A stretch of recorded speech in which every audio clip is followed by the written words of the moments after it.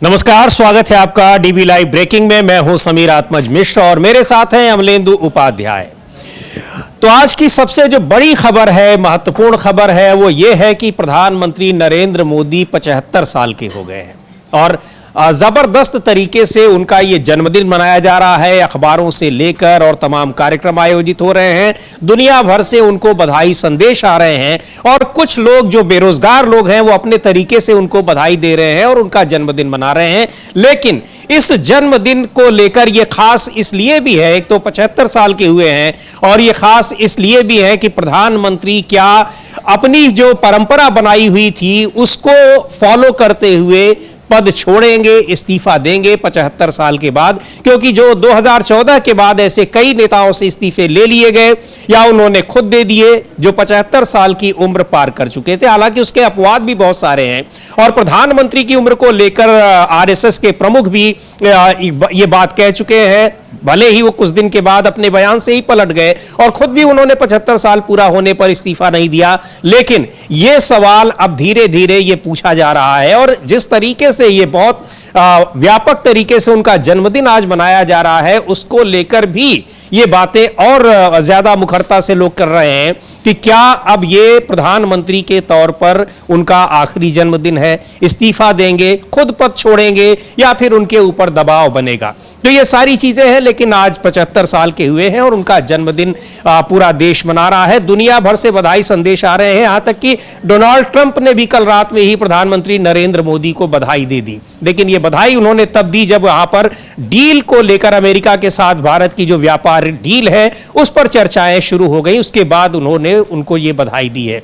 तो चर्चा हो रही है, लेकिन इन चर्चाओं के बीच जो सबसे महत्वपूर्ण चर्चा है वो है कि प्रधानमंत्री 75 साल पूरा होने के बाद क्या पद छोड़ेंगे? अमलेंदु जी। हाँ बिल्कुल समीर जी, ये काफ़ी सवाल उठ रहे हैं कि क्या 75 के होने के बाद प्रधानमंत्री पद छोड़ेंगे, क्योंकि ये डेडलाइन जो थी प्रधानमंत्री ने खुद तय की थी। लालकृष्ण आडवाणी, मुरली मनोहर जोशी इत्यादि के लिए मार्गदर्शक मंडल बनाया था, कलराज मिश्र भी उसी में भेज दिए गए थे, तमाम लोग भेज दिए गए थे। तो अब सवाल ये उठ रहा है कि क्या नरेंद्र मोदी भी अब उस मार्गदर्शक मंडल में जाएंगे।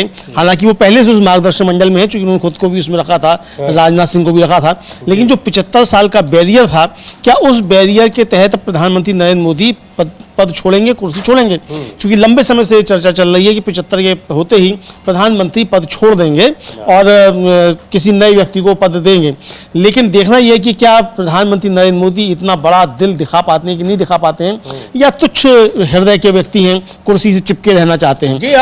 अमलेंदु जी, भूमिका पहले से ही बनने लगी थी। गृह मंत्री अमित शाह काफी पहले कह चुके हैं कि ये 75 साल वाला फॉर्मूला मोदी जी पर लागू नहीं होगा, बल्कि पूरा का पूरा कार्यकाल, अपना ये कार्यकाल भी पूरा करेंगे और आगे भी उन्हीं के नेतृत्व में भारतीय जनता पार्टी आगे बढ़ेगी। इसके अलावा मोहन भागवत ने परोक्ष रूप से ही कहा, प्रत्यक्ष नहीं कहा, लेकिन कुछ दिन के बाद उनको भी अपना बयान वापस लेना पड़ा और खुद भी उन्होंने कहा था कि मैं पद छोड़ दूंगा, लेकिन उन्होंने नहीं छोड़ा। पर प्रधानमंत्री नरेंद्र मोदी को लेकर जिस तरीके से अब सवाल उठ रहे हैं, चूंकि यह परंपरा ऐसा कहा जाता है कि उन्होंने ही बनाई थी कि 75 साल के बाद लोग रिटायर हो जाएंगे।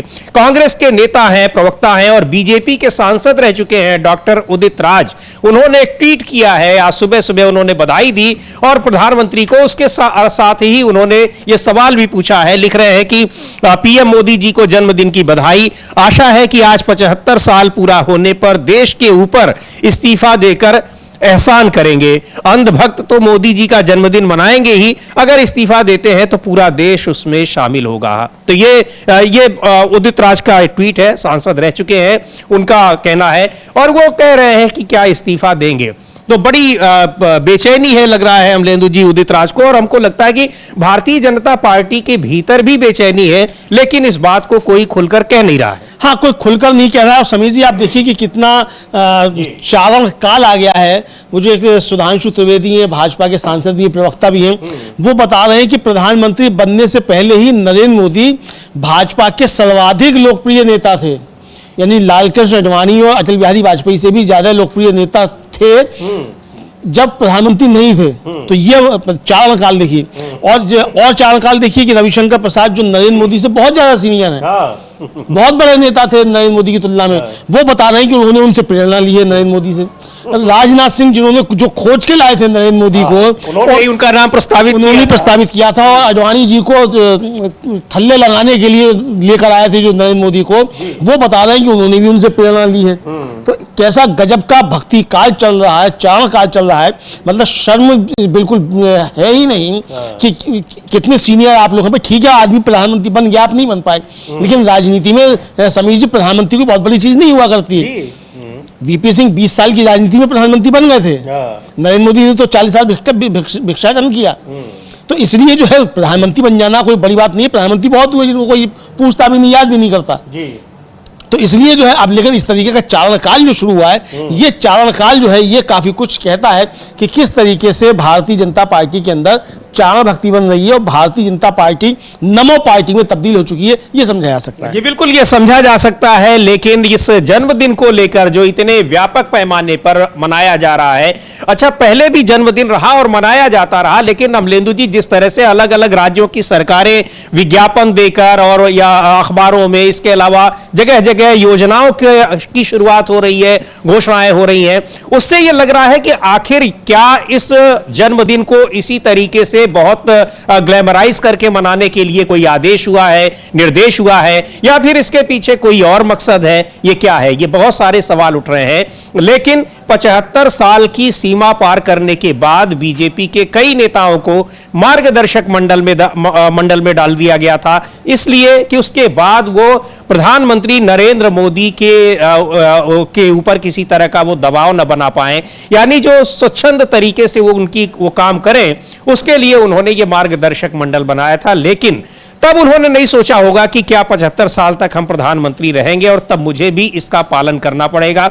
लेकिन जब नंबर आया तो ऐसा लग नहीं रहा है कि प्रधानमंत्री नरेंद्र मोदी खुद पद छोड़ने वाले हैं, लेकिन दबाव उनके ऊपर जबरदस्त है, चाहे वो आरएसएस का दबाव हो, चाहे भारतीय जनता पार्टी के भीतर का दबाव। हाँ बिल्कुल दबाव है, इसमें कोई शक नहीं है समीर जी, और बीजेपी के अंदर भी ये दबाव काफी ज्यादा चल रहा है कि भाई प्रधानमंत्री नरेंद्र मोदी से इस्तीफा लिया जाए, क्योंकि 75 के हो गए हैं और जो खुद उन्होंने नियम बनाया था उस नियम का पालन वो खुद क्यों नहीं करेंगे। लेकिन समीर जी पर उपदेश कुशल बहुतेरे जो कहा जाता है वो साफ तौर पर दिखाया जा सकता है कि पर उपदेश कुशल बहुतेरे जो है इसको किया था। लेकिन इधर दूसरी तरफ जो है समीर जी बेरोजगारी दिवस भी आज मनाया जा रहा है।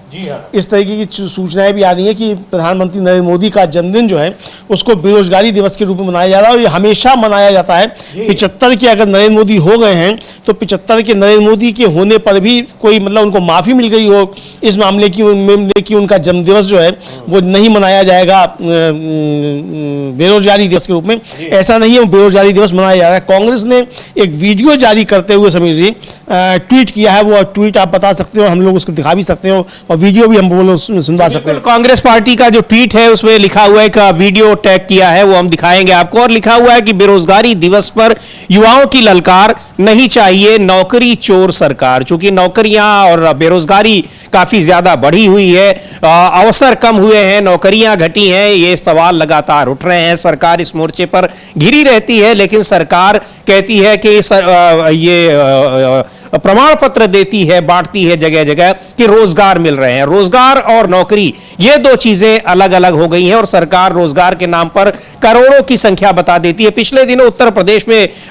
इसका मेला लगाया गया था, रोजगार का मेला, और उसमें तमाम जो डिलीवरी कंपनियां हैं उसमें नौकरी पाने के लिए प्रमाण पत्र बांटे गए थे। तो बेरोजगारों का एक लगातार पिछले कई साल से हम लोग देख रहे हैं कि इसको बेरोजगारी दिवस मनाते हैं प्रधानमंत्री नरेंद्र मोदी के जन्मदिन को। और अब उन बेरोजगारों का भी कहना है कि जब प्रधानमंत्री अभी तक नहीं रिटायर हो रहे हैं तो ये क्यों नहीं हो रहे हैं, उनका भी बड़ा सवाल है। और वही सवाल पूछा है कांग्रेस पार्टी ने इस वीडियो में। देख लेते हैं क्या कहा गया है और क्या किस तरीके से प्रधानमंत्री को शुभकामना दी गई है उनके जन्मदिन की। आज बेरोजगारी दिवस है और नरेंद्र मोदी का बेरोजगारी से बड़ा ही गहरा नाता है। ऐसा वो कभी कहेंगे नहीं, लेकिन है, क्योंकि जब नरेंद्र मोदी को सरकार में आना था तो हर साल 2 करोड़ रोजगार देने का वादा किया था। लेकिन सरकार में आते ही नरेंद्र मोदी ने युवाओं के साथ धोखा किया। नरेंद्र मोदी की नीतियों से करोड़ों युवा बेरोजगार हो गए। नौकरियां तो दी नहीं, लेकिन पकौड़े तलने की सलाह दे दी। भर्तियों में लगातार पेपर लीक और फर्जीवाड़े से युवा परेशान हैं। जब न्याय मांगते हैं अपने हिस्से का रोजगार मांगते हैं तो उन्हें लाठियों से पीटा जाता है, उन्हें लहूलुहान कर दिया जाता है। लेकिन नरेंद्र मोदी को युवाओं की इस तकलीफ से कोई फर्क नहीं पड़ता है। उन्हें बस अपने झूठे प्रचार से मतलब है। तो ये वीडियो है, ये कांग्रेस पार्टी ने जारी किया है, उनके उसमें एक्स हैंडल जो है यानी ट्विटर हैंडल है। इसके अलावा बिहार यूथ कांग्रेस ने भी कुछ इस तरह के वीडियो जारी किए हैं, पोस्टर जारी किए हैं। बेरोजगार दिवस के रूप में उसको मनाया जा रहा है और बहुत सारे सवाल पूछे जा रहे हैं। लेकिन इन सब के बीच सबसे बड़ा सवाल यही है कि क्या 75 साल की सीमा पार करने के बाद, उम्र के 75वें पड़ाव के बाद, क्या प्रधानमंत्री स्वेच्छा से इस्तीफा देंगे या फिर उन पर इस्तीफे का दबाव बनाया जाएगा। आरएसएस की तरफ से तो पूरा दबाव बनाया गया, लेकिन लगता है कि वो दबाव अपने आप नाकाम रहा, क्योंकि उसके बाद मोहन भागवत ने खुद ही पलटी मार ली और उन्होंने कहा कि हमने किसी को नहीं कहा है कि वो दे इस्तीफा दे या पद छोड़े, मैं खुद भी पद नहीं छोड़ूंगा। जबकि कुछ ही समय पहले उन्होंने कहा भी था कि मैं भी पद छोड़ दूंगा। और 75 साल के बाद राजनीतिक जीवन में रहने वाले लोगों को अपने पद को छोड़ देना चाहिए, युवाओं को मौका देना चाहिए, नई पीढ़ी के लोगों को मौका देना चाहिए। हाँ बिल्कुल, नई पीढ़ी के लोगों को मौका देना चाहिए। और अब थोड़े दिन पहले आपको समीर जी याद होगा कि प्रधानमंत्री नरेंद्र मोदी संसद में ही कह रहे थे कि कांग्रेस जो है वो युवाओं को आगे नहीं बढ़ने देती है। और प्रधानमंत्री तो बहुत आगे बढ़ने दे रहे युवाओं को, यानी नरेंद्र मोदी के अलावा भारतीय जनता पार्टी पर कहते हैं कि विकल्प ही नहीं है। नहीं तो ये भारतीय जनता पार्टी की कमजोरी है ना, वहां विकल्प नहीं है भाई। इंडिया गठबंधन में या कांग्रेस में तो 36 लोग उम्मीदवार हैं प्रधानमंत्री बनने के, सब प्रधानमंत्री बनने के लायक है। भारतीय जनता पार्टी अपने अंदर कोई प्रधानमंत्री बनने लायक नेता पैदा क्यों नहीं कर पा रही है? और 11 साल से सरकार में तब भी पैदा नहीं कर पा रही है। तो ये साफ तौर पे समझा जा सकता है समीर जी कि ये जिस तरीके से मतलब ये सवाल उठ रहे हैं, ये बहुत गंभीर सवाल जो है वो पूछे जा रहे हैं कि भाई प्रधानमंत्री जी, आप आखिर भारतीय जनता पार्टी में दूसरा प्रधानमंत्री पद का दावेदार पैदा क्यों नहीं कर पा रहे हैं? तो ये इनकी सबसे बड़ी कमजोरी है। आप बताते रहिए भारतीय जनता पार्टी साहब राष्ट्र के प्रेरणा नायक हैं और जाने क्या क्या है और क्या क्या नहीं है, लेकिन सब कुछ होने के बावजूद भारतीय जनता पार्टी एक भी जो है वो क्यों नहीं अपना सेकंड लाइन लीडरशिप तैयार कर पाती? बिल्कुल, आपके नेतृत्व में एक भी जो है वो कोई ऐसा व्यक्ति नहीं निकल पा रहा है राजनीति में, पार्टी में, कि वो आपका उत्तराधिकारी बन सके। तो इसको लेकर कई सारे सवाल हैं। और सवाल इसके साथ साथ समीर जी, प्रधानमंत्री के 75 वर्ष के होने पे सबसे बड़ा तोहफा प्रधानमंत्री को यह है कि इस समय ही नारे लग रहे हैं कि वोट चोर गद्दी छोड़, और जो उनको शुभकामनाएं भी दी जा रही हैं वो इसी के साथ दी जा रही है विपक्ष के लोगों की तरफ से कि कम से कम चुनाव तो ईमानदारी से करा लेते, चुनाव तो कम से कम ईमानदारी से जीत लेते। अजय राय जो यूपी कांग्रेस के अध्यक्ष हैं और वाराणसी में प्रधानमंत्री नरेंद्र मोदी से हारे, और आरोप यह है कि प्रधानमंत्री नरेंद्र मोदी वहां वोट चोरी से जीते, उन्होंने जिन शब्दों में दिया है, अजय राय लिख रहे हैं, अजय राय ने भी शुभकामना दी है और लिख रहे हैं कि देश के प्रधानमंत्री श्री नरेंद्र मोदी जी को जन्मदिन की शुभकामनाएं। काश जन्मदिन की तरह चुनाव भी ईमानदारी से कराया जाता, न कि जनता के वोटों की चोरी करके। काशी की धरती ने पहले भी सच दिखाया है और आगे भी दिखाएगी। तो ये अजय राय हैं जो उनसे प्रधानमंत्री नरेंद्र मोदी के खिलाफ वाराणसी सीट से लोकसभा का चुनाव लड़े थे, हार गए थे, लेकिन जब मतगणना हो रही थी तो काफी देर तक वो आगे दिखाई पड़ रहे थे, बाद में हार गए। और उनके समर्थकों का कहना है कि उनको जानबूझकर हराया गया, वोट चोरी के जरिए हराया गया। और जिस तरीके से अब लगातार राहुल गांधी ये कह रहे हैं कि एक बड़ा बम फूटने वाला है वोट चोरी को लेकर, उसमें यह बताया, आशंकाएं जताई जा रही हैं, संभावना जताई जा रही है कि शायद वो मामला बनारस सीट का ही हो, वाराणसी सीट का ही हो। और अजय राय ये बात लगातार कह भी रहे हैं और दावे के साथ कहते हैं कि वहां जानबूझकर प्रशासन ने हमको हराया। तो इसी तरीके से उन्होंने प्रधानमंत्री को जन्मदिन की शुभकामनाएं भी दी हैं और ये अब उनके ऊपर दबाव बनाने की भी कोशिश हो रही है उनकी पार्टी के नेताओं की तरफ से भी। हालांकि खुलकर कोई नहीं कह रहा है, लेकिन जिस तरीके से एक बड़े पैमाने पर अमलेंदु जी ये जन्मदिन मनाया जा रहा है, तो ये कहा जा रहा है कि शायद जानबूझकर ये इतना ग्लैमराइज करके किया जा रहा है, क्योंकि हो सकता है कि प्रधानमंत्री अगली बार अपना जन्मदिन प्रधानमंत्री के तौर पर ना मनाए, यानी इस्तीफा दे दें। हाँ बिल्कुल बिल्कुल बिल्कुल, ये इस्तीफा दे सकते हैं। ये चर्चा भी चल रही है अब, लेकिन करेंगे चर्चा कि नहीं करेंगे। लेकिन ये सवाल तो निश्चित तौर पर उठ रहा है समीर जी कि आखिर प्रधानमंत्री इस्तीफा क्यों नहीं दे रहे हैं, ये तो पूछा ही जा रहा है। दे ना दे वो उनके ऊपर निर्भर करता है, कोई जबरदस्ती उनसे इस्तीफा ले नहीं लेगा। भारतीय जनता पार्टी में किसी की हैसियत नहीं है कि उनसे जबरदस्ती इस्तीफा ले ले। यहाँ तक कि नितिन गडकरी, राजनाथ सिंह की भी जो है हैसियत नहीं है कि उनसे इस्तीफा मांग लें। लेकिन देश तो चाहता है कि प्रधानमंत्री नरेंद्र मोदी इस्तीफा दें, क्योंकि देश का बहुत सत्यानाश प्रधानमंत्री नरेंद्र मोदी ने इन 11 वर्षों में कर दिया है। समीर जी, बिल्कुल विपक्ष कह रहा है इस तरह की बातें। बिहार यूथ कांग्रेस के जो एक ट्वीट है वो हम दिखाएंगे कि किस तरह से प्रधानमंत्री के 11 साल के कार्यकाल का मूल्यांकन करते हुए बिहार यूथ कांग्रेस ने वो ट्वीट जारी किया है और जुमले वाली सरकार भी उनको बताया है। हालांकि ये बिहार यूथ कांग्रेस का ये हम लोग देख रहे हैं कि नौकरी चोर गद्दी छोड़। इसके अलावा एक और ट्वीट किया है और उसमें जुमले बाजी करने वाले प्रधानमंत्री के तौर पर, व्यक्ति के तौर पर उनको पेश किया है और बड़ा क्रिएटिव वो ट्वीट है, पोस्टर है अमलेंदु जी, उसको भी हम लोग चाहेंगे कि स्क्रीन पर आए। ये है और इसमें यह लिखा हुआ है कि हर बेरोजगार को परोसी जाती है मन की बात, स्पेशल थाली, नौकरी चोर गद्दी छोड़, राष्ट्रीय बेरोजगार दिवस। तो ये राष्ट्रीय बेरोजगार दिवस के रूप में भी लोग इसको मना रहे हैं, युवा लोग मना रहे हैं, बेरोजगार लोग, और उसी को बिहार यूथ कांग्रेस ने। और लिखा क्या है ये भी बड़ा दिलचस्प है, मुझे लगता है कि किसी कंपनी का को कॉपी किया गया है। हाँ, जोमेटो का शायद कॉपी करके किया गया है। जुमलेटो, वी ओनली डिलीवर जुमला, जुमला डिलीवर्ड इन 10 मिनट्स, रोजगार never, 2 crore jobs, result no jobs found. ये जो है ये वादा किए थे कि हर साल 2 करोड़ लोगों को रोजगार मिलेगा और यहां पर कोई रोजगार नहीं है। रोजगार का मतलब ही, नौकरी का मतलब ही बदल दिया गया है कि अब कहीं भी प्राइवेट सेक्टर में या कोई खुद भी कोई काम कर रहा है तो उसको भी सरकार नौकरियों में, रोजगार में जोड़ देती है। हाँ, नौकरियों में जोड़ देती है। और अब तो ये है कि अगर आपको प्राइवेट नौकरी मिलेगी, जो बड़ी जोर शोर से घोषणा की गई, साहब लाल किले की प्राचीर से बहुत जबरदस्त घोषणा कर रहे हैं प्रधानमंत्री, तो आपको अगर प्राइवेट नौकरी मिल जाती है, पहली नौकरी, तो 15,000 रुपए आपको सरकार देगी। बहुत बड़ा एहसान जो है वो मोदी जी करेंगे, बहुत बड़ा योजना लेकर आए, ये बताया गया। तो इस रोजगार के नाम पे समीर जी, ये देश को जो किस तरीके से बेवकूफ बनाया जा रहा है। ये बिल्कुल, तो ये एक चीजें हैं कि जो मूल्यांकन किया जा रहा है सरकार का, और विपक्ष जिस तरीके से तमाम फैसलों पर सवाल उठा रहा है, और जो कुछ भी सरकार का परफॉर्मेंस है उसको लेकर जो सवाल उठ रहे हैं, बेरोजगारी है, महंगाई है, इन सारे मोर्चों पर तुलना होती है कि जब प्रधानमंत्री क्या क्या वादे करके आए थे और उन वादों पर किस तरीके से वो विफल रहे हैं। चाहे वो पेट्रोलियम की कीमतें हो, चाहे वो महंगाई हो, रोजगार की स्थिति हो,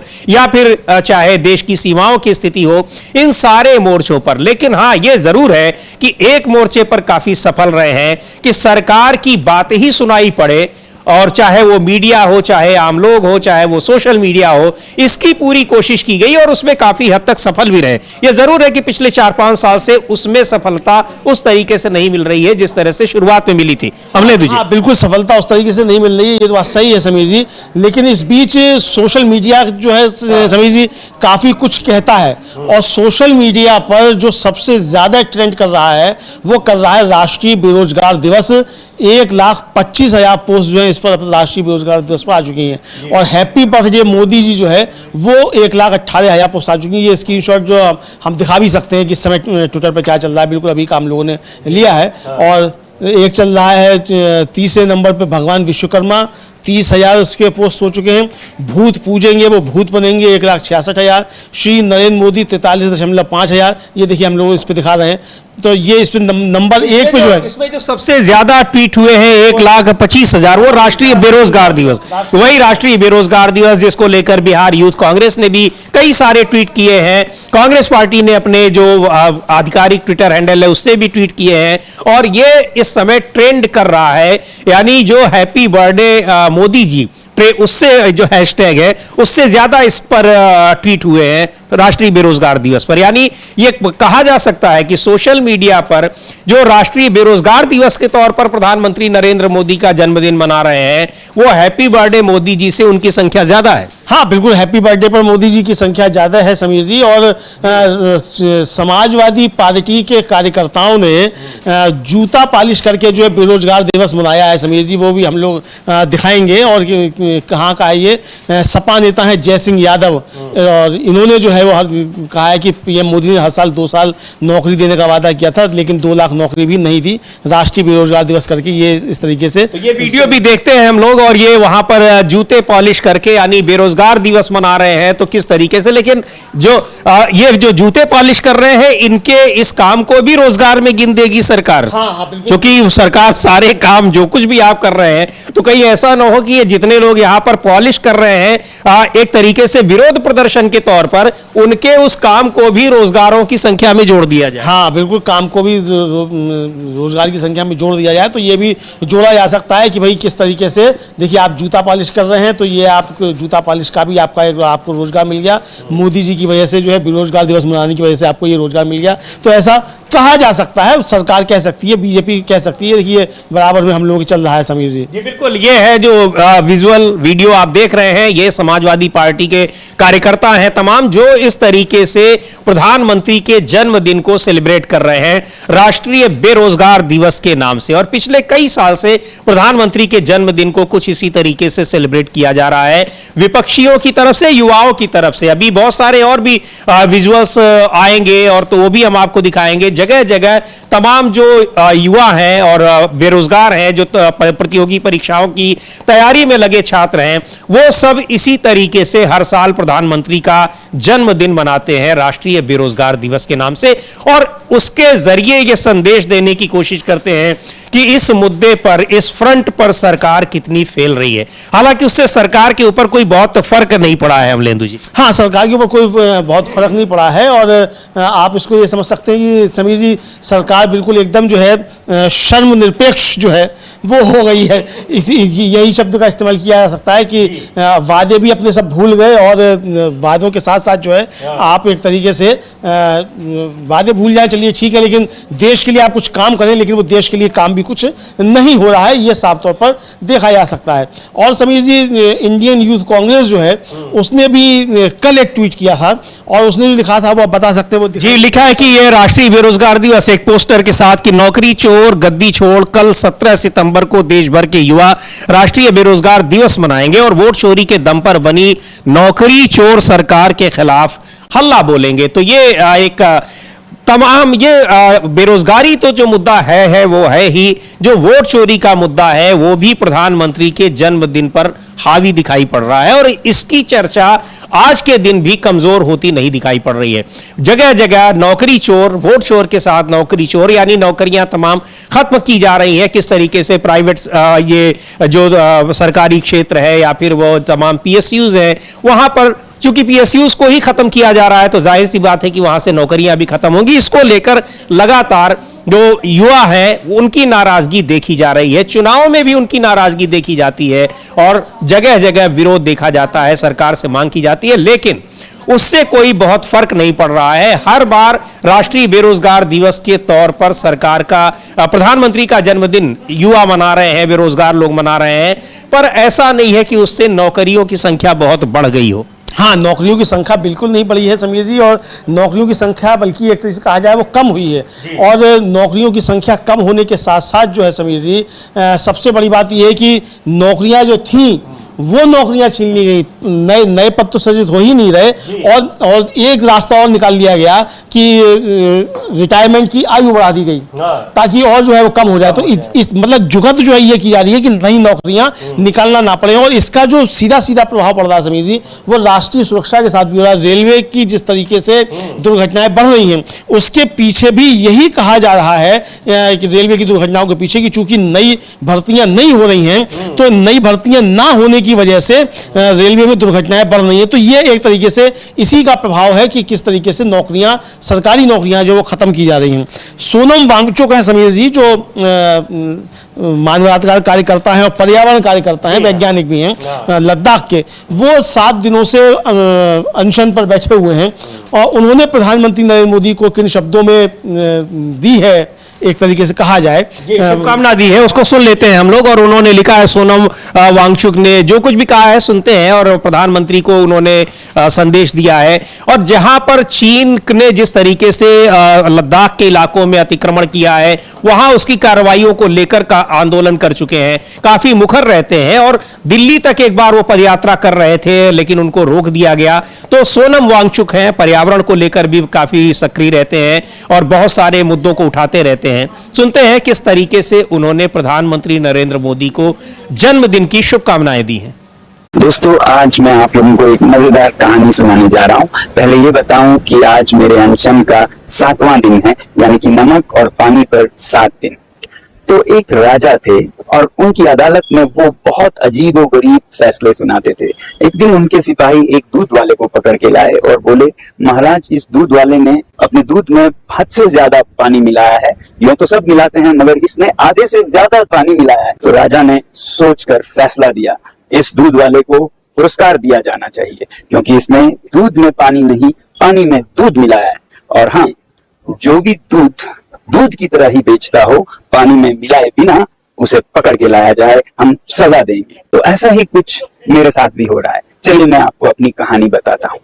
1996 से आज तक मुझे अनेक पुरस्कार मिले। Governors medal for education reform 1996, man of the year by week magazine 2001, Ashoka fellowship for social entrepreneurship 2002, the green teachers award 2004, real heroes award CNN IBM 2008, UNESCO chair for urban architecture 2014, international terra award for best earth buildings 2016, Rolex award for enterprise 2016, state award for outstanding environmentalist JNKS 2017, Global Award for Sustainable Architecture 2017, GQ Social Entrepreneur of the Year 2017, Indians for Collective Action USA 2017, Eminent Technologist of the Himalayan Region IIT Mandi 2018, Raman Magsaysay Award 2018, Sarvottam Nachiketa Award 2019, Lokmanya Tilak Award 2020, Dr. Paulos Margrevios Award 2022, Santokh Award of ₹1 crore 2023, Terry Water Champion Award 2024। इसी तरह और भी बहुत सारे पुरस्कार जिनका नाम लूं तो ये लिस्ट बहुत लंबा होता जाएगा। और ऐसे ही 8 यूनिवर्सिटीज के तो ऑनररी डॉक्टरेट्स हैं। ये तो थे पिछले 30 सालों में जो पुरस्कार मिले मुझे देश विदेश से। अब देखते हैं अगस्त और सितंबर के महीने में मुझे क्या पुरस्कार मिले सरकार की तरफ से। याद रखिएगा, अगस्त सितंबर बहुत जरूरी महीने हैं, क्योंकि अक्टूबर महीने में यहाँ के हिल काउंसिल के इलेक्शंस होने वाले हैं। और इससे पहले इलेक्शन जो कि 2020 में था, उसमें सरकार ने लद्दाख के लोगों से साफ साफ वादा किया था कि वो 6वें अनुसूची में शामिल करेंगे लद्दाख के पर्यावरण और लद्दाख की संस्कृति को। अब समय आया है कि उन वचनों को पूरा करें। सबसे पहले अगस्त 4 को एक FIR आता है, जिसमें की एलिगेशन है कि हम पे सेडिशन का मामला है, देशद्रोह का, उस आदमी पे जिसने चीन के सामान का बहिष्कार का आंदोलन चलाया। उसके बाद फिर एक चिट्ठी आती है डिप्टी कमिश्नर से कि जिस जमीन पर हमारा विद्यालय बना है वो वापस लिया जाएगा, क्योंकि हमने लीज नहीं भरा। जबकि देरी सरकार की तरफ से होती है, क्योंकि नए यूटी के लीज पॉलिसीज नहीं बने हैं और उसके बारे में उन्होंने पत्र लिखा है और हमें कहा कि आप कंस्ट्रक्शन जारी रखें। उसके बाद फिर हमें इनकम टैक्स के समन्स आते हैं उस आदमी पर जो लद्दाख में, जहां इनकम टैक्स लागू ही नहीं होता, वहां भी अपना इनकम टैक्स देता है एक राष्ट्रीय दायित्व के तौर पर। और उसके बाद अंत में CBI का इंक्वायरी होता है हमारे विश्वविद्यालय पे, जिसपे कहते हैं कि हमने विदेशी मुद्रा लिया है इस विश्वविद्यालय में।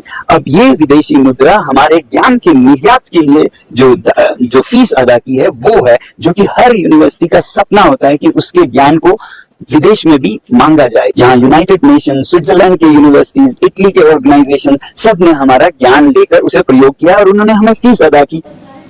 तो ये सोनम वांगचुक कह रहे हैं कि किस तरीके से उनको दुनिया भर से अवार्ड मिले हैं, लेकिन पिछले 1-2 महीने से सरकार उनके खिलाफ एक के बाद एक FIR कर रही है। और ये इस तरीके से उन्होंने प्रधानमंत्री नरेंद्र मोदी को जन्मदिन की भी शुभकामनाएं दी हैं कि अगर जो जरूरी मुद्दों को उठाता है उसके खिलाफ किस तरीके से कार्रवाई की जाती है, कैसे आवाज दबाने की कोशिश की जाती है, सरकार विरोधी आवाजों को दबाने के लिए सरकार क्या कुछ कर सकती है, वो सीधे तौर पर वो बता रहे हैं। हाँ, बिल्कुल सीधे तौर पर यही बता रहे हैं कि सरकार किस तरीके से दबा सकती है, आवाज़ का गला घोटा जा सकता है, ये बता रही है।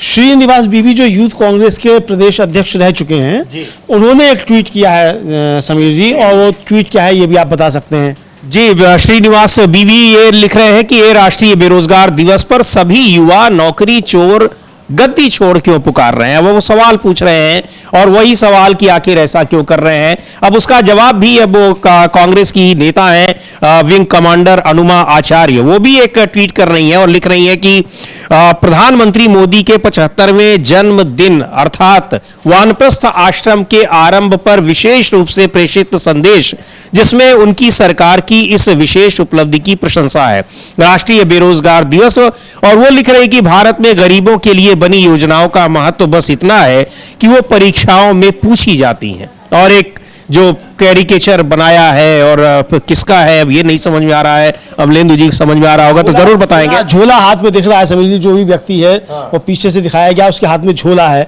तो झोला उठाकर जाने वालों को शायद हो सकता है संबोधित किया जा रहा हो। बहरहाल अब इस तरीके के बहुत मेमेज और बहुत तरह की चीजें हैं प्रधानमंत्री नरेंद्र मोदी को समर्पित जो है सोशल मीडिया पर चल रही है।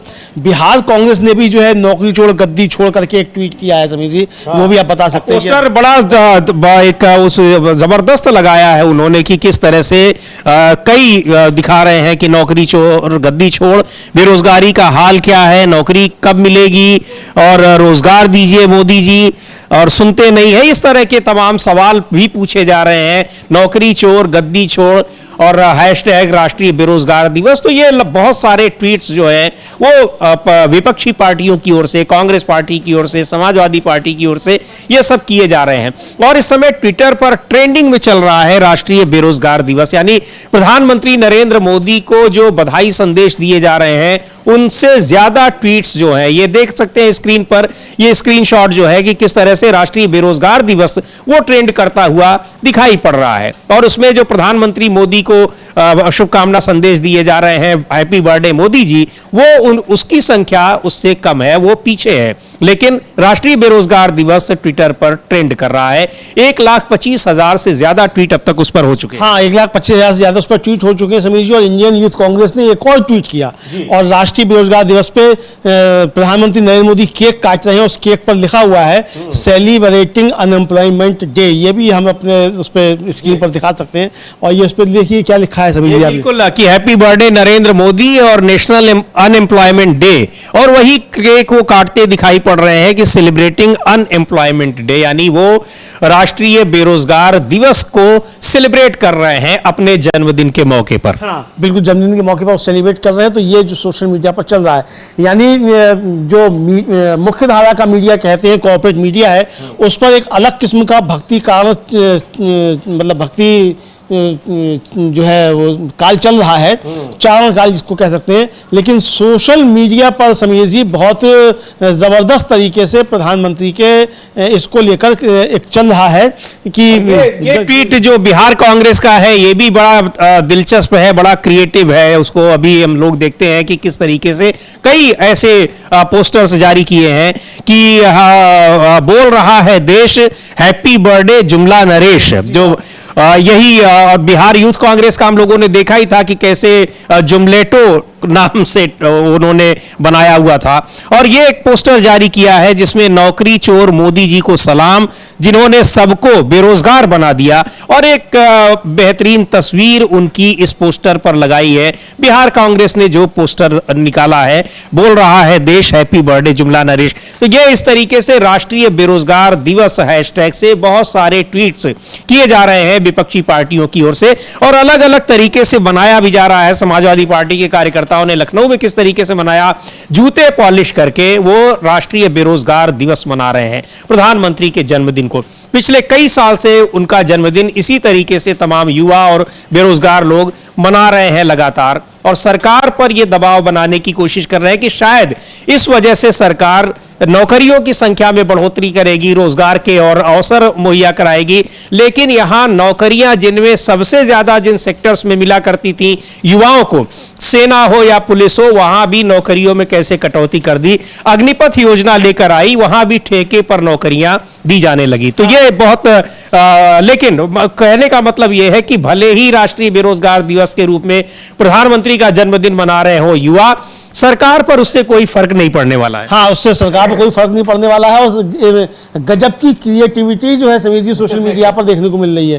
एक रवि जाखड़ नाम के कोई यूजर है, वो लिख रहे हैं कि हमें तो सरसों के तेल ने लूटा, पेट्रोल डीजल में कहाँ दम था, मेरा पकौड़ा कच्चा रह गया क्योंकि कढ़ाई में तेल कम था, राष्ट्रीय बेरोजगार दिवस। वो दिखा सकते हैं उनका वो सबको उसमें पकौड़ा तलते हुए उन्होंने लोगों ने अपनी तस्वीर पोस्ट की है और उसी में लिख रहे हैं, इसको बता देते हैं कि क्या लिखा हुआ है कि हमें तो सरसों के तेल ने लूटा, पेट्रोल डीजल में कहाँ दम था, मेरा पकौड़ा कच्चा रह गया क्योंकि कढ़ाई में तेल कम था, राष्ट्रीय बेरोजगार दिवस।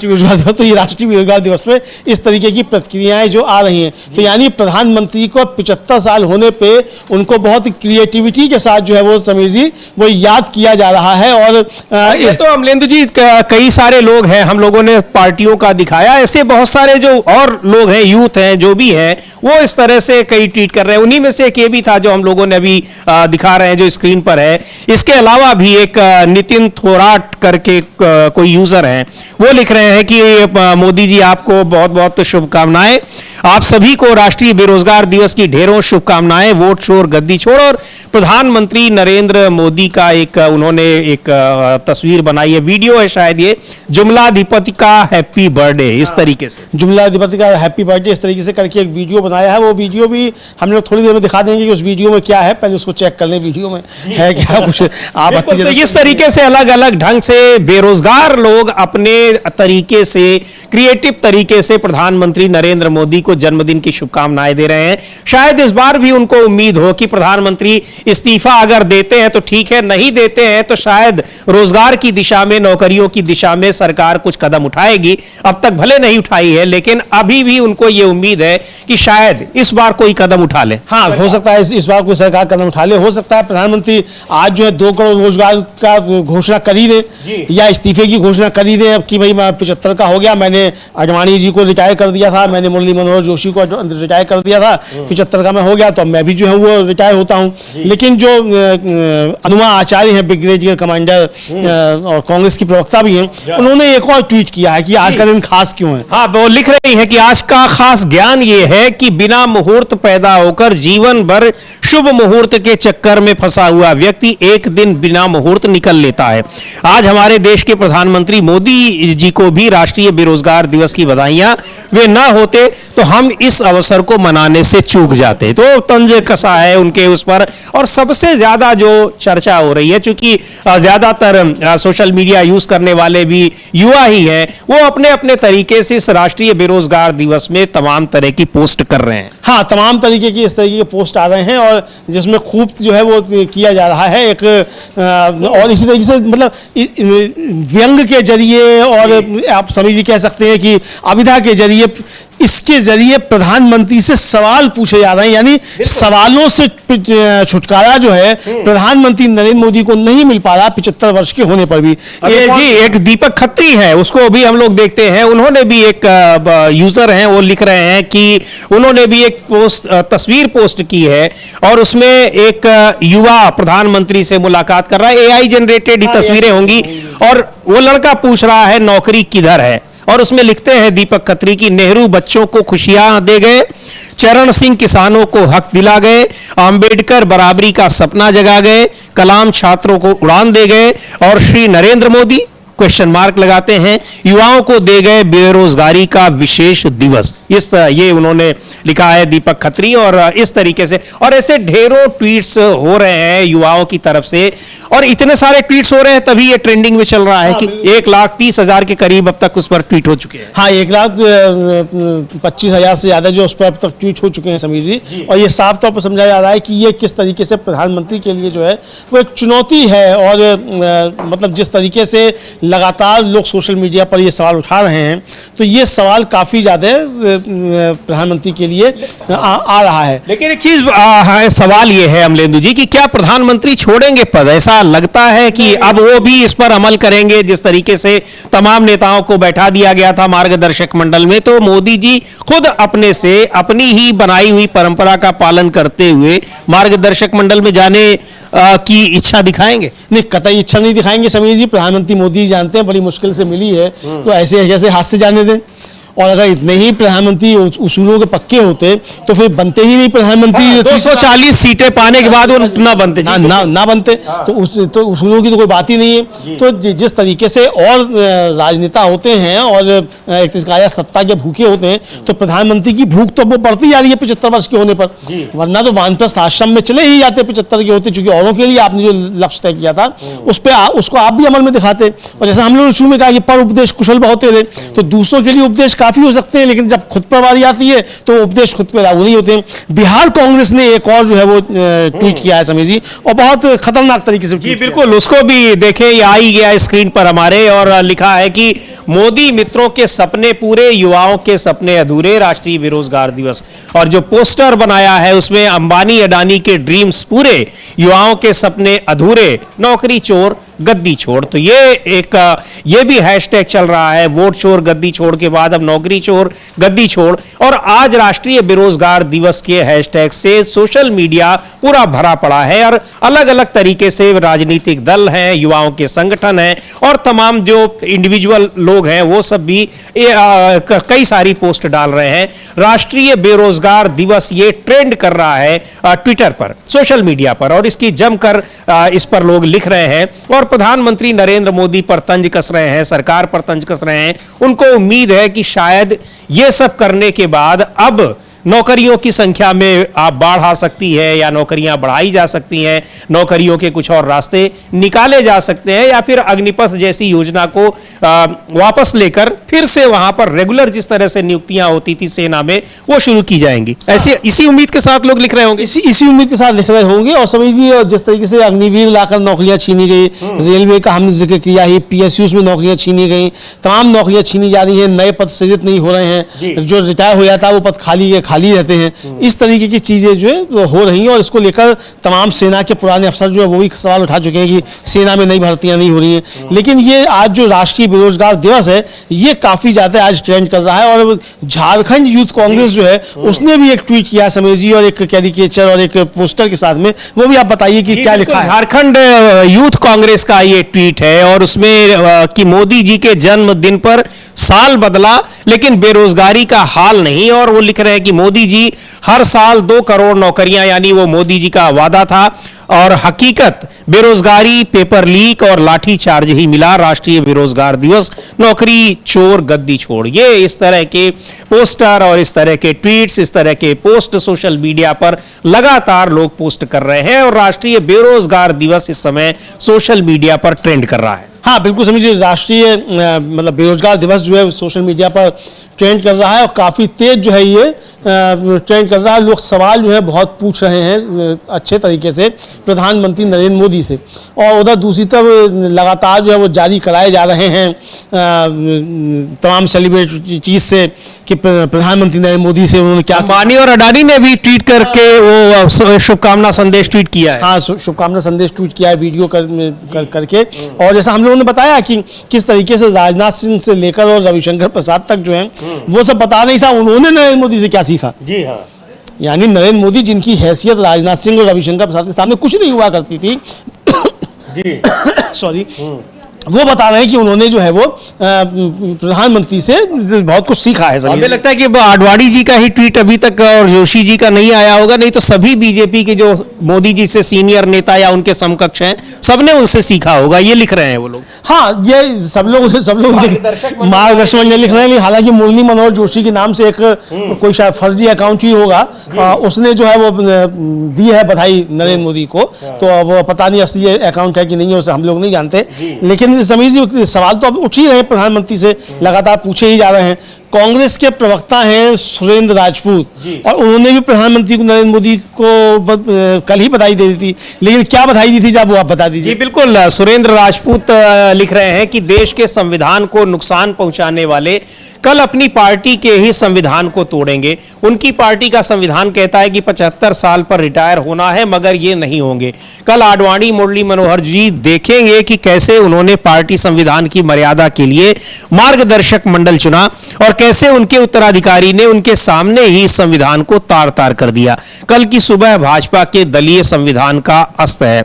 तो उनको लग रहा होगा कि शायद प्रधानमंत्री इस्तीफा दे देंगे, लेकिन ऐसा लग नहीं रहा है। पर इस्तीफा, अब ये इसका जो जवाब है, ये इसका जवाब भी बड़ा मुश्किल होगा, लेकिन प्रधानमंत्री मोदी के लिए या गृह मंत्री अमित शाह के लिए कोई जवाब मुश्किल नहीं होता। जवाब हो या ना हो, लेकिन वो कोई ना कोई लॉजिक उसके लिए निकाल लेते हैं। हाँ, कोई ना कोई लॉजिक उसके लिए निकाल लेते हैं, ये तो बिल्कुल साफ तौर पे है।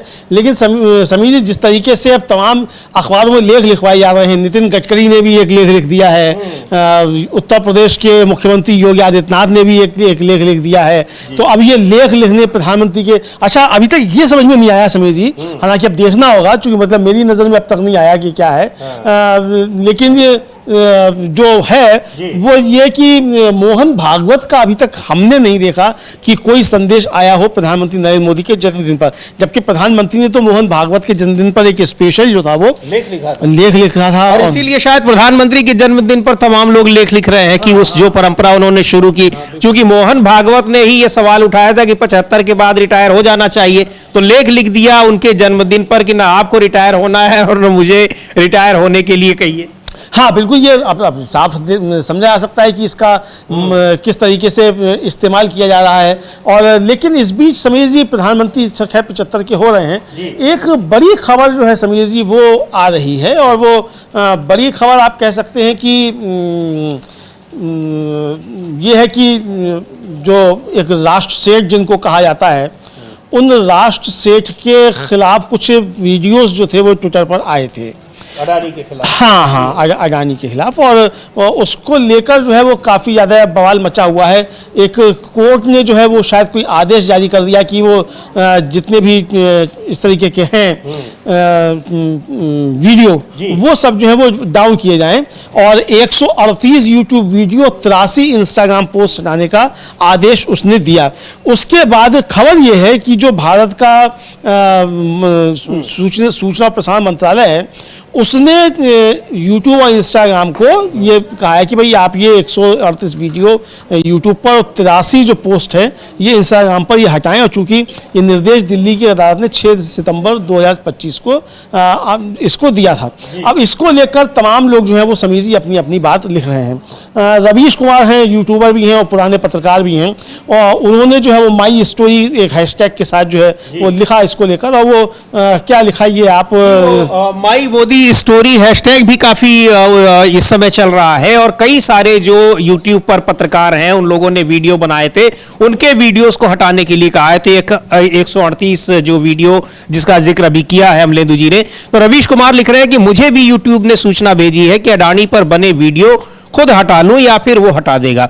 सूचना मंत्रालय ने कई लोगों और संस्थाओं को नोटिस जारी किया है, इनमें न्यूज लॉन्ड्री, द वायर सहित ध्रुव राठी, अभिसार, अजीत अंजुम, आकाश बनर्जी के वीडियो के भी लिंक है। यानी जिन लोगों ने भी अडानी के ऊपर उनके तमाम जो खुलासे हुए थे उनके ऊपर वीडियो बनाए हैं, उनको सीधे तौर पर निर्देशित किया है। रोहिणी कोर्ट है दिल्ली की, एक लोअर कोर्ट है, उसने आदेश जारी किया और तुरंत MIB के पास यानी सूचना प्रसारण मंत्रालय के पास गया। सूचना प्रसारण मंत्रालय ने यूट्यूब से कहा और यूट्यूब ने कहा कि आप इसको हटा लीजिए। तो ये भी दिखा रहा है कि केवल सरकार के खिलाफ ही नहीं बल्कि यहां सरकार के साथियों के खिलाफ भी अगर बोला जाता है तो किस तरीके से उनको मजबूर किया जाता है अपने खबर को हटाने के लिए, अपने वीडियो को हटाने के लिए। हाँ बिल्कुल समीर जी, होता देशभक्त के नाम से वो कोई बनर्जी है वो लिखते हैं, तो उन्होंने जो लिखा है वो अंग्रेजी में वो ट्वीट हम दिखाएंगे, लेकिन उन्होंने बहुत बातें लिखी है हिंदी में, वो आप बता सकते हैं कि हिंदी में उन्होंने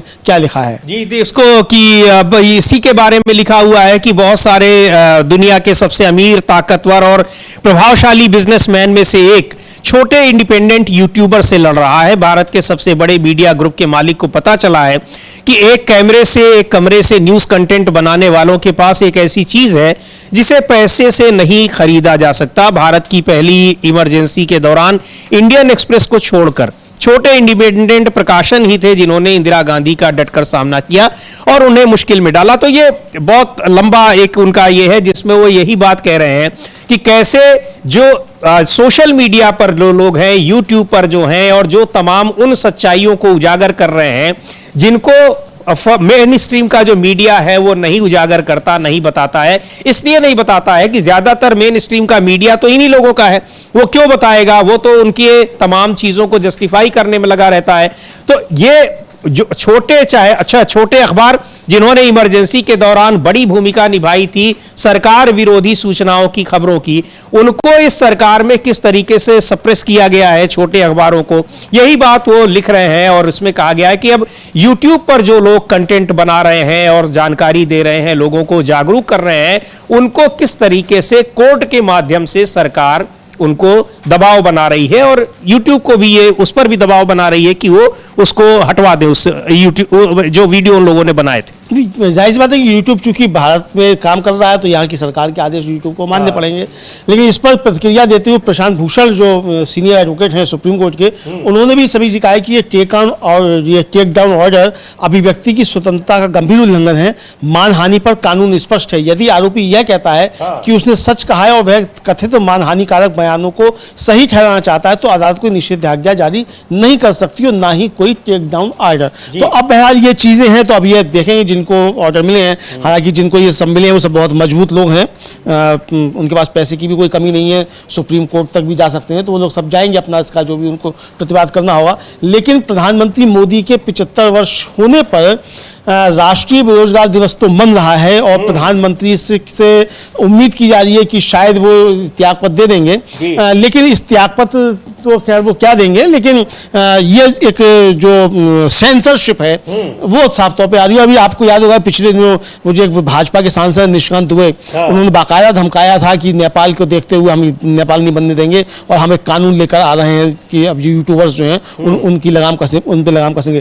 परंजय गुहा ठाकुरता जो है वो वरिष्ठ पत्रकार हैं, उन्होंने जो है कुछ ट्वीट किया, उसको भी हिंदी में उनको भी, चूंकि उन्होंने भी ये लेख लिखे थे और कई जगहों पर ये उन्होंने डिस्कशन के दौरान उस पर बात की थी, उन्होंने तो किताब ही खैर लिखी थी, तो वो लिख रहे हैं कि उनको भी ये ऑर्डर मिला हुआ है कि दोस्तों और शुभचिंतकों, आपके समर्थन और एकजुटता के लिए आप सभी का धन्यवाद।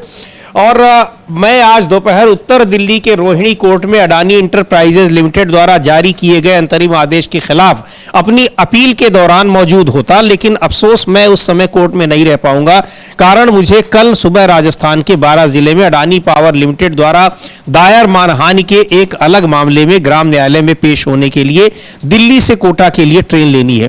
तो इनके और भी कई मामले चल रहे हैं अडानी के खिलाफ, इन्होंने बहुत सारे आर्टिकल लिखे हैं और बहुत सारी सूचनाएं लोगों के सामने ये ले आए हैं।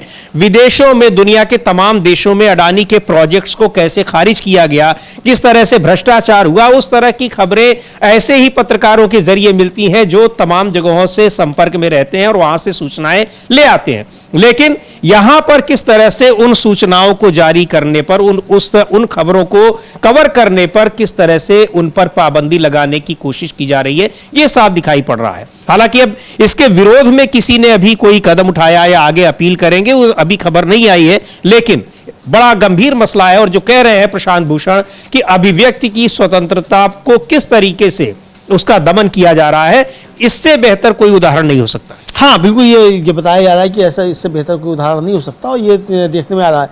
तो यानी समीर जी, एक तरीके से देखा जाए कि चारों तरफ अब इस समय जो है प्रधानमंत्री 75 के हुए हैं, कुछ लोग आशा कर रहे हैं प्रधानमंत्री वानप्रस्थ में चले जाएंगे, दूसरे लोग आशा कर रहे हैं प्रधानमंत्री वानप्रस्थ में नहीं जाएंगे, कुछ बता रहे हैं कि प्रधानमंत्री जो है 1000 साल तक राज करेंगे, कुछ बता रहे हैं कि प्रधानमंत्री जो है आज रात को 8 बजे आएंगे और कोई बड़ी घोषणा कर सकते हैं। तो अब क्या बड़ी घोषणा कर सकते हैं, क्या बड़ा होने वाला है, हम तो नहीं जानते। लेकिन जो राहुल गांधी की जो कहा जा रहा था कि वो कोई हाइड्रोजन बम लेकर आ रहे हैं, उस हाइड्रोजन बम से भारतीय जनता पार्टी काफ़ी ज़्यादा बेचैन दिखाई पड़ती है, ये साफ तौर पर दिखाई पड़ता है। लेकिन मुझको व्यक्तिगत तौर पर लगता है कि कम से कम राहुल गांधी वो हाइड्रोजन बम आज लेकर नहीं आएंगे, क्योंकि राहुल गांधी ने भी आज सुबह नरेंद्र मोदी जी को जन्मदिन की शुभकामनाएं दी हैं, मल्लिकार्जुन खड़गे ने भी शुभकामनाएं दी हैं, तो वो कम से कम कांग्रेस इस तरीके की मुझे लगता है कि शायद नीच राजनीति नहीं करती है कि अगर किसी व्यक्ति का जन्मदिन हो तो इस तरीके की चीज़ें लेकर आए। तो बहरहाल लेकिन बहस चल रही है, सोशल मीडिया पर लोग अपनी प्रतिक्रियाएं दे रहे हैं। सबसे ज़्यादा ट्रेंड कर रहा है राष्ट्रीय बेरोजगार दिवस। उधर प्रधानमंत्री के से किस किस ने क्या क्या प्रेरणा ली ये बताया जा रहा है। तमाम वीडियोस जारी किए जा रहे हैं, तमाम फिल्म अभिनेता जारी कर रहे हैं, सलमान खान से लेकर आमिर खान तक जो हैं वो बता रहे हैं उन्होंने प्रधानमंत्री से प्रेरणा ली है। राजनाथ सिंह से लेकर और नितिन गडकरी तक और उधर रविशंकर प्रसाद तक वो सब बता रहे हैं उन्होंने प्रधानमंत्री से क्या क्या प्रेरणा ली है। प्रधानमंत्री ने किससे प्रेरणा ली है ये अभी तक समझ में नहीं आ रहा, प्रधानमंत्री ने किससे प्रेरणा ली है।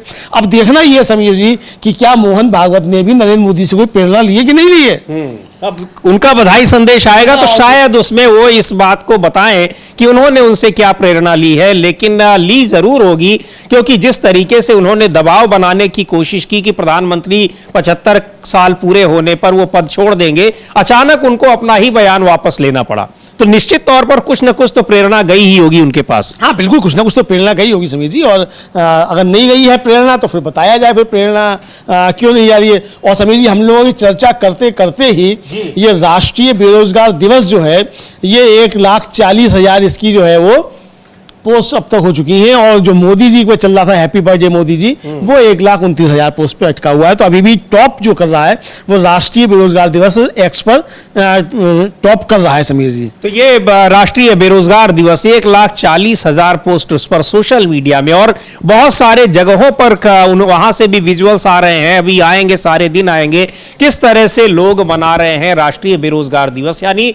प्रधानमंत्री नरेंद्र मोदी के जन्मदिन को राष्ट्रीय बेरोजगार दिवस के रूप में मनाया जा रहा है। लखनऊ में हमने दिखाया आपको कि समाजवादी पार्टी के तमाम कार्यकर्ता किस तरीके से उनका जन्मदिन मना रहे हैं, और इसी अलग अलग तरीकों से जैसे सोशल मीडिया पे बहुत सारे पोस्टर्स आ रहे हैं, ऐसे ही बहुत सारे युवा और बेरोजगार ये जन्मदिन उनका राष्ट्रीय बेरोजगार दिवस के नाम से मना भी रहे हैं।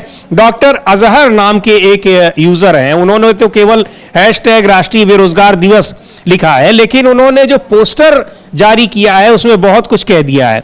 और एक तरफ राहुल गांधी खड़े हैं, दूसरी तरफ प्रधानमंत्री मोदी, और लिख रहे हैं बनारस में भी वोट चोरी करके जीते हो, हमें पता है जी। यानी ये राहुल गांधी ये प्रधानमंत्री से कह रहे हैं। हम लोग दिखा भी सकते हैं वो पोस्टर जो है, अभी थोड़ी देर पहले ही उन्होंने किया है, एकदम से सामने आ गया कि ये कि बनारस में भी वोट चोरी करके जीते हो, हमें पता है जी। तो ये तो अब इस तरीके की प्रतिक्रियाएं समीर जी सोशल मीडिया पर लगातार आ रही हैं। तो ये अब प्रधानमंत्री के लिए ये पोस्ट किया गया है, तो प्रधानमंत्री के ऊपर इस तरीके की तमाम चीजें और है। ये हरियाणा यूथ कांग्रेस का, इसको भी हम लोग देखेंगे, जिसमें कि प्रधान एक तरफ जो कि रील यानी जो वादे किए गए हैं और उनकी जो सच्चाई है वो एक तरफ वादे और एक तरफ सच्चाई, वो भी हरियाणा यूथ कांग्रेस का ट्वीट है कि रील में बेरोजगारी घट रही है, रियल में युवा भटक रहे हैं। और रील में यानी जो तमाम वादे होते हैं, जो प्रचार होता है, विज्ञापन होता है, उसमें क्या कहा जाता है,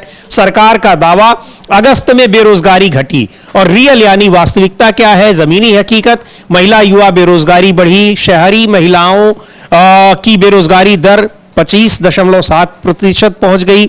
यूपी पुलिस में सिर्फ 4500 सब इंस्पेक्टर पदों के लिए आवेदन आए, 15,75,760। तो ये बता रहे हैं कि किस तरह से जो दावे किए जा रहे हैं और उन दावों की हकीकत क्या है, ये सारी चीजें दिखाई पड़ रही हैं।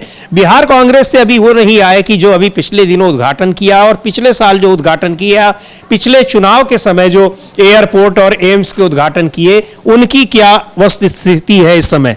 हाँ ये हाँ उसका भी इंतजार है। तो अब ये देखते हैं कि वो किस समय आता है। बहरहाल समीर जी आज का दिन जो है हम लोगों की तरफ से भी प्रधानमंत्री को जन्मदिन की बहुत बहुत शुभकामनाएं। आप दीर्घायु हों और इस देश के ऊपर अब थोड़ी कृपा करें, अब वो जैसे भी आप कर सकते हैं।